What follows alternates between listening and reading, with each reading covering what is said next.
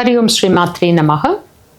நம்ம எந்த ஒரு மந்திரத்தை சொன்னாலும் அதனுடைய முடிவில் ஓம் சாந்தி சாந்தி சாந்திஹி என்று நம்ம சொல்கிறோம். உதாரணத்திற்கு இப்போ நான் உங்களுக்காக ஒரு மந்திரம் சொல்கிறேன். ஓம் பத்ரங் கர்ணேபிः ஷ்ருணுயாமதேவாः பத்ரம் பஷ்யேமாக்ஷபர்யஜத்ராः ஸ்திரைரங்கைः ஸ்துஷ்டுவாகும்சஸ்தனூபிः व्यशेम देवहितयदायुः स्वस्ति न इन्द्रो वृद्धश्रवाः स्वस्ति नः पूषा विश्ववेदाः स्वस्ति नस्ताक्ष्यो अरिष्टनेमिः स्वस्ति नो बृहस्पतिर्ददातु. ॐ शान्ति शान्ति शान्तिः. இந்த சாந்தி சாந்தி சாந்தி இதை நிறைய பேர் நம்ம சாந்தி சாந்தி சாந்திஹி அப்படின்னு சொல்லுவோம். அது சரியானபடியாக உச்சரிக்கணும்னா சாந்திக்கு பின்னால் நீங்கள் பார்த்தீங்கன்னா 2 புள்ளி இருக்கும், அந்த விசர்கா அப்படிங்கிறது. ஸோ சாந்தி சாந்தி சாந்திஹி அப்படின்னு நம்ம சொல்லுவோம். எதற்கு 3 முறை இந்த சாந்தியை நம்ம சொல்கிறோம்? ஏன் 3 முறை இந்த சாந்தி சொல்கிறோம் அப்படின்னு சொல்லும்பொழுது நமக்கு வரக்கூடிய துன்பங்கள் 3 வகையில் நம்மை நோக்கி வருகின்றன. ஆத்தியாத்மிகம் அப்படின்னு நம்ம சொல்கிறோம். அப்போது ஆத்தியாத்மிகம் என்பது நம்மால் நமக்கு வரக்கூடிய துன்பங்கள், நமக்கு நாமே தேடிக்கொள்ளக்கூடிய துன்பங்கள், நமது செயல்களினால நாம் நமக்கு தேடிக்கொள்ளக்கூடிய துன்பங்கள். ஒரு உதாரணத்திற்கு நான் சொல்லணும் அப்படின்னு சொன்னாக்கா, இப்போ உணவு நம்ம எடுத்துக்கலாம். இப்போ இந்த உணவு அதிகப்படியான உணவு அல்லது தவறான உணவு பழக்கங்கள், இந்த தவறான உணவு பழக்கங்களாலோ அதிகப்படியான உணவினாலோ நமக்கு என்ன நல்லா தெரியும், நமக்கு என்ன வரும் அப்படின்னாக்கா நமக்கு நோய் நோய்வாய்ப்படுதல் வரும்.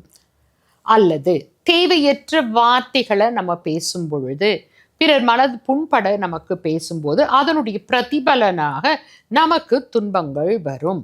அப்போ இந்த துன்பங்களில் இருந்து நமக்கு அமைதி கிடைக்கட்டும்.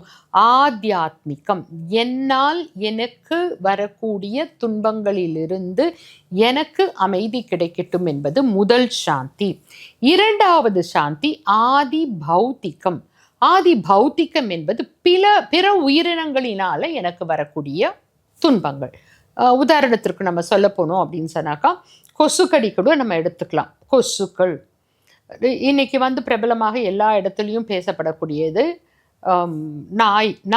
நாய்கள் தெரு நாய்க்களால் ஏற்படக்கூடிய தொல்லைகள்.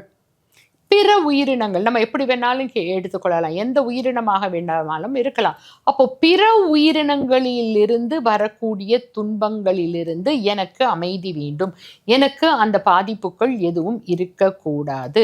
இதற்காக நம்ம சொல்றது தான் ஆதி பௌத்திகம் என்று. அதாவது பிற உயிர்களிடத்திலிருந்து வரக்கூடிய துன்பங்களிலிருந்து எனக்கு விடுதலை கிடைக்கட்டும். 2வது சாந்தி, என்னால் வரும் துன்பம் பிற உயிரினங்களால்.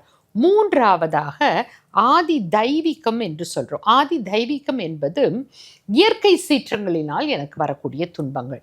அப்போது இயற்கை சீற்றங்கள் என்று சொல்லக்கூடிய பூமி அதிர்ச்சிகள், கடும் மழை, சுனாமி, புயல், வெள்ளம், இப்படியான பல விஷயங்கள் இயற்கையில் நடைபெறுகின்றது இல்லையா? இந்த இயற்கையில் நடைபெறக்கூடிய துன்பங்களிலிருந்தும் எனக்கு அமைதி வேண்டும். இதற்காக தான் நம்ம என்ன சொல்றோம் அப்படின்னா 3 முறை இந்த சாந்தி மந்திரத்தை ஒவ்வொரு மந்திரத்தினுடைய நிறைவிலும் நாம் சொல்லுகின்றோம். அப்போ அதை சரியான உச்சரிப்போடு சரியான எண்ண அலைகளை அதில் பதித்து சொல்லும் பொழுது நம்மை சூழ்ந்து ஒரு பாதுகாப்பு வளையம் நம்மால் உருவாக்கப்படுகின்றது. அதனால தான் 3 முறை சாந்தி சாந்தி சாந்திஹி. சரிங்களா? ஸோ அப்போ 3 முறை சாந்தி சாந்தி என்று சொல்வதனுடைய உள் அர்த்தம் இதுதான். ஸ்ரீ மாத்ரே நமக.